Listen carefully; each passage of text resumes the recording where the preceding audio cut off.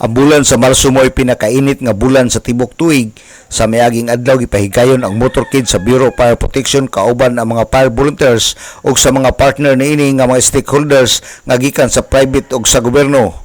Ug nagpasalamat si Chief Inspector Lloyd Villaroya, ang City Fire Marshal ng Dakbayan, nga malampuson ang maong kalihukan agi og pagbukas sa Fire Prevention Month. Karong simanaha ipahigayon ang rekorida alang sa Fire Safety Awareness Campaign ug pagpahibalo usab sa barangay nga adunay ikandak nga house-to-house inspection, showcases sa mga firefighting vehicle, ang pagdemonstrate sa Special Rescue Force o pagdemonstrate usab kung unsaon paggamit ang fire safety extinguisher.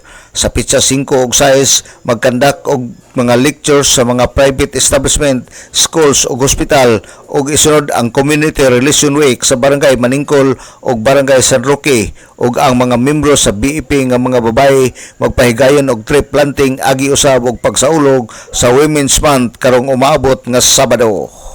Coming another day, so this coming March 3, we will be conducting recorrida, meaning we will inform the public that there will be a series of fire drills, and we will inform all the barangays that we will conduct OLP, house-to-house inspection if possible. And then open house, this coming March 4, we will have a open house showcase. Then showcasing the firefighting equipment and vehicles. Ang ato ang mga i-demonstrate nato ang skills sa atong Special Rescue Force, because we have established Special Rescue Force sa ato ang provincial office, and we will ask our provincial fire marshal, ang atong very supportive na Fire Marshal Senior Superintendent Greg Elbambo. Si Chief Inspector Lloyd Villaroya sa Bureau of Fire Protection.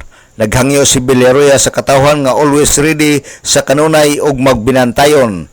Ug kung adunay mahitabo nga sunog, dili unahon ang pagbidyo ug pagblog, kun dili motawag sa hotline sa Bureau of Fire Protection aron sa pagresponde.